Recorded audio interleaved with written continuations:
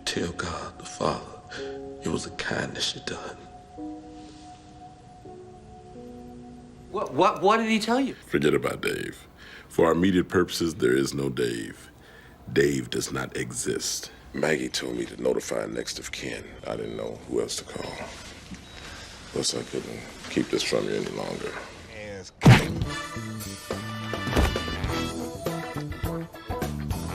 Now you and Mama got matching titties. I'm just being humorous, but I do want to talk about something serious. Are you familiar with Japanese albino hunting? Get pushed out! On him now! Right now! Yeah! And he said something, and he said the words, "My good friend, The Rock."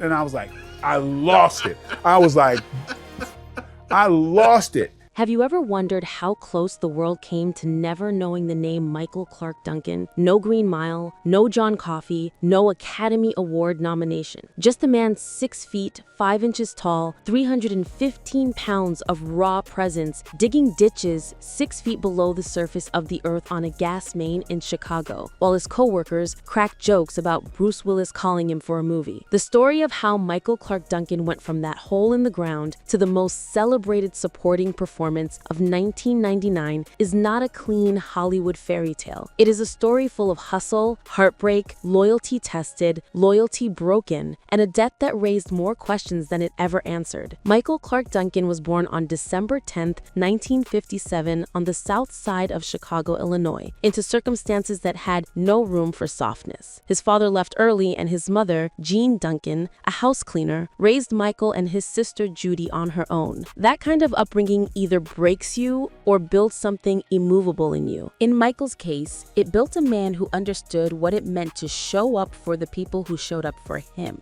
a value that would define and eventually complicate every meaningful relationship of his adult life. His first dream was not Hollywood, it was football. He wanted to play for the Chicago Bears, and with that frame, the dream was not delusional. His mother refused, afraid he would get hurt, and that single maternal decision redirected the entire course of his life. He enrolled in the communications program at Alcorn State University, where he also played basketball. But before he could finish his degree, his mother fell ill and he dropped out to support the family. No bitterness about it, no public complaints. He just went to work. He dug ditches for People's Energy, the Chicago gas company, doing the kind of labor that leaves calluses so deep they never fully go away. The co-workers mocked him because he kept saying he was going to be an actor one day, and they could not stop laughing. And the guys used to call me Hollywood because they didn't think I was going to ever make it. And you always said you wanted to be an actor? Always. And the big joke was they would always call, and I'd be like 6 feet below the surface of the earth on this big main,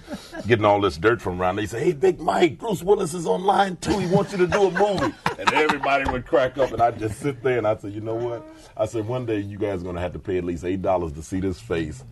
And here I am sitting beside who? And that day sure came. Before the movie sets and the talk show appearances, there was a period in Los Angeles that most people who knew Michael Clarke Duncan do not glamorize when they tell the story. He was not just starting out. He was surviving and shuffling between putting up in a friend's home and a storage facility. Frankie Lyles, Michael Clarke Duncan was living on Frankie's couch. And Frankie lived right there on Willis, not too far from here. And I was introduced to Michael. Michael was, it was rough. He was like, sometimes he was staying in his own storage facility. That detail does not make headlines the way the Oscar nomination does, but it is the part of the story that matters most because it tells you exactly how far the distance was between where he started and where he ended up. His way into a different life came through a tight circle of friends rooted in Southside Chicago loyalty. A man named Frankie Lyles was the anchor of that circle, and it was through Frankie's connection to Martin Lawrence that things began to shift. Michael got a security job on the Martin Lawrence show and at Universal Studios. Because I was cool with Martin, and one of Martin's best friends and boxer, he was a professional boxer named Kenny. We all were like part of this clique. And we hooked Mike in, really, Frankie hooked Mike into Martin, and Martin got him a security job for the Martin show and at Universal. That was the first real foothold. Not acting yet, just proximity. But proximity in Hollywood is everything. It was in that environment that a close friend advised him to go into acting. We'd look out for Mike. And I just said to Mike one day, I'm like, yeah, man, you should really think about acting, because he had this gregarious personality. And he's like, oh, no, man, yeah, that's for you and Byron. His friend did not take no for an answer. He took Michael to a photographer named Alan Asher, who shot headshots for around $40, stood there and made Michael take the pictures, and had him pose shirtless holding a football, just so anyone looking at the photo could immediately understand the sheer scale of the man. Then he did something that was either brilliant or absurd, depending on how you look at it. He gave Michael his own acting resume. And I'm like, nobody's gonna care, nobody's gonna check out this resume. We changed one word from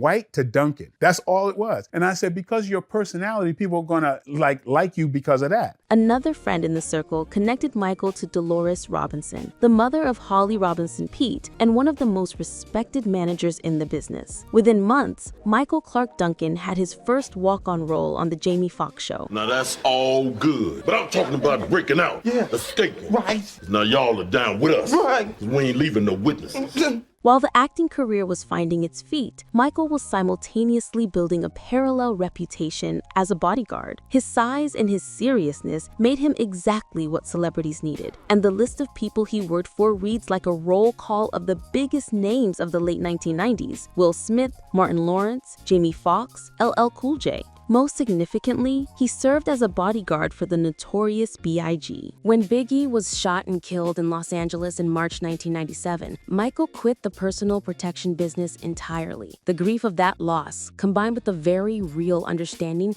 of what that job could cost, pushed him fully into acting. The bit parts came first, as they always do. He turned up uncredited in Friday in 1995, the kind of background work that barely registers, though the man telling his story years later remembered exactly where to find him in the dice scene. He appeared in Bulworth and A Night at the Roxbury. This is the Roxbury. No one gets in unless you're on the list. We're on the list. Yeah. Names? Doug Butabi. Steve Butabi. Credited simply as a bouncer because that was the role his frame naturally suggested to people who did not yet know his name. The real breakthrough came in 1998 with Michael Bay's Armageddon. No disrespect, man, but we all helped raise her. So, in part, we all feel like a bunch of daddies here. That's true. Where he played a character called Bear alongside Bruce Willis, Billy Bob Thornton, and Ben Affleck. It was a big movie, and it put him on screen in front of a massive audience for the first time with real weight. What happened on that set was more important than the role itself. Michael Clarke Duncan and Bruce Willis became genuine friends. And Bruce Willis, already an enormous star with real pull in Hollywood, recommended Michael directly to director Frank Darabont for a film being developed from a Stephen King novel. The film was The Green Mile. Please, boss, don't put that thing up on my face. Don't put me in the dark. I was afraid of the dark. There is a version of The Green Mile that does not exist, the one where someone else plays John Coffey, and it is impossible to imagine. Duncan's performance as the gentle giant on death row who heals the sick and absorbs the pain of the world around him was so complete and so devastating that it collapsed the distance between fiction and something that felt entirely real. The film opened in December 1999, and the response was immediate. He was nominated for the Academy Award for Best Supporting Actor. He received a Golden Globe nomination. The Broadcast Film Critics Association gave him their award for Best Supporting Actor.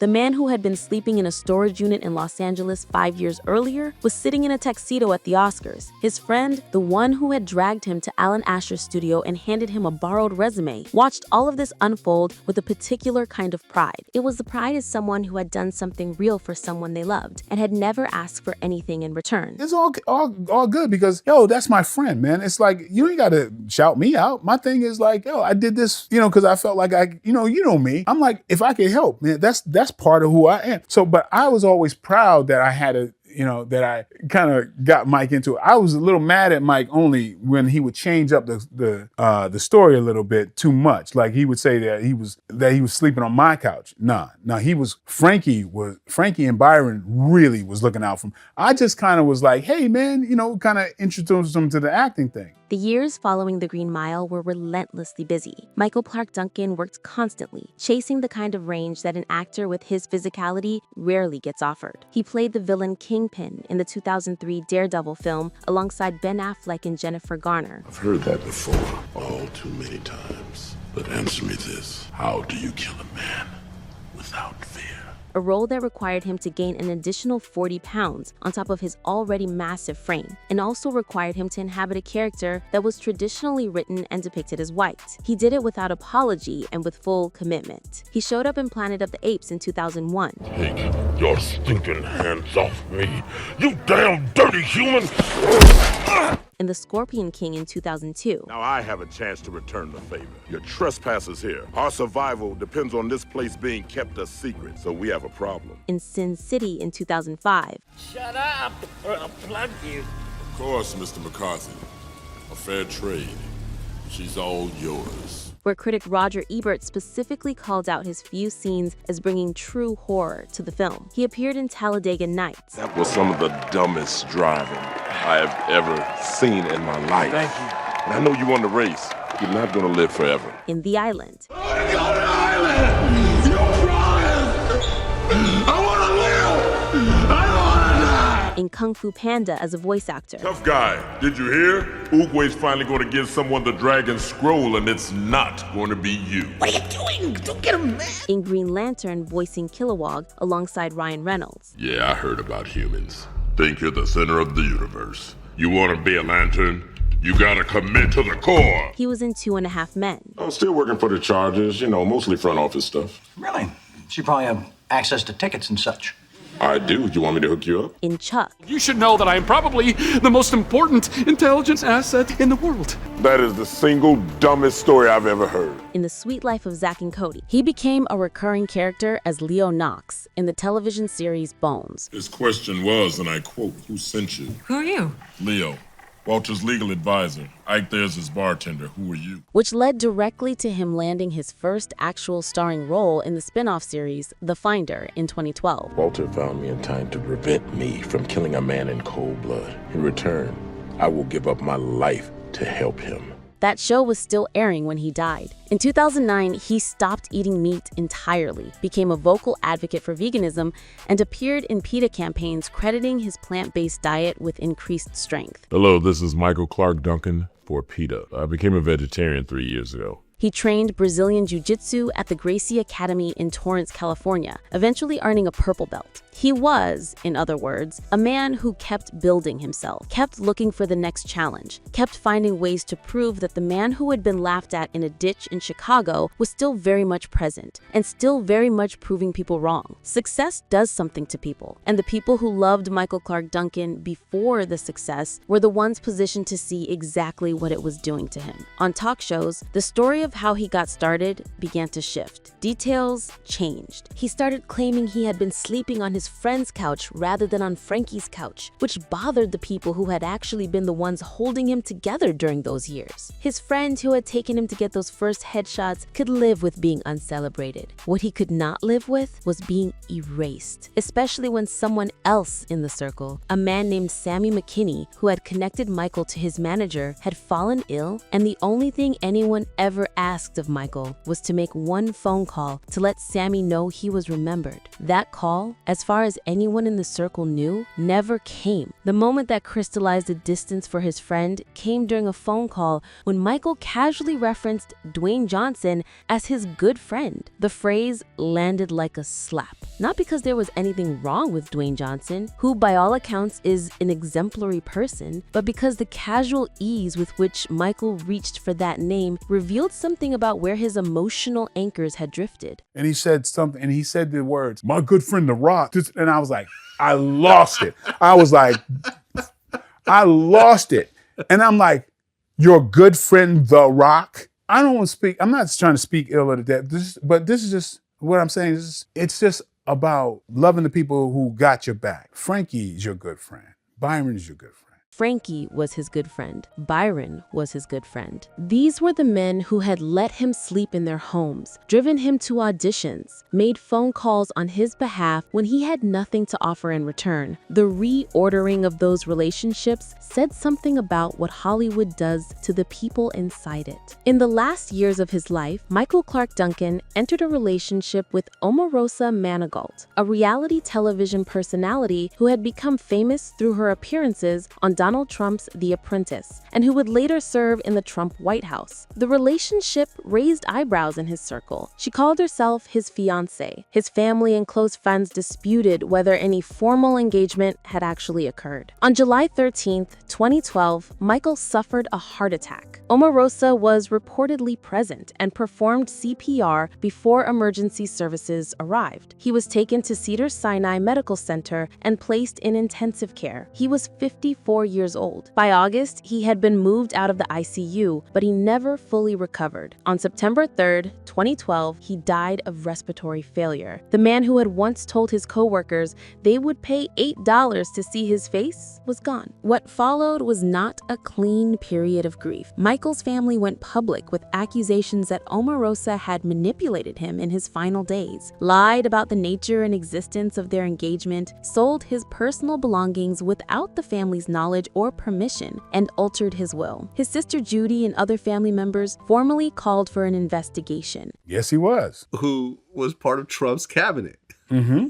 And apparently after he died, she was under suspicion for changing his will. Did you know about this? Yeah. I heard that, yeah. You know about this, huh? Kind of goes with the territory, right? I mean, the accusations were reported across major outlets, from TMZ to USA Today to the Daily Beast, and they landed in the public consciousness at the same moment Omarosa's political profile was rising. The combination made for a story that the tabloid press could not leave alone, and that Michael's actual friends found genuinely distressing. To them, it was not gossip. It was the final chapter in a pattern they had been watching for years, of people positioning themselves close to Michael for reasons that had nothing to do with who he actually was. You know what I'm saying? It's like, hey, there's a lot of stories like that. There's a lot of movies that are made of things like that. But really, when it comes down to it, man, you know, you're lucky to have people in your corner, people that you love and love you. I don't give a shit. That's the thing that's most important. I don't care if you're a billionaire or whatever. It don't mean nothing to me. It's about the people I love and who love me. Plain and simple, right? So a lot of people don't, unfortunately, they learn the hard way. In 2013, Omarosa appeared on The All-Star Celebrity Apprentice and dedicated her participation to Michael's memory, raising $40,000 for the Sue Duncan Children's Center, a charity Michael had supported. Whether that gesture represented genuine love or strategic image management depended entirely on who was telling the story and how well they had known the man. As of 2026, Michael Clarke Duncan's estate is widely estimated to having net worth of around $8 million, a fortune built through a remarkable career that took him from digging ditches and working as a bodyguard to becoming an Oscar-nominated actor. Even years after his passing in 2012, Duncan's legacy continues to endure through his unforgettable film performances, distinctive voice work, and the inspiring story of a man who turned a nickname meant as a joke into the life he always imagined.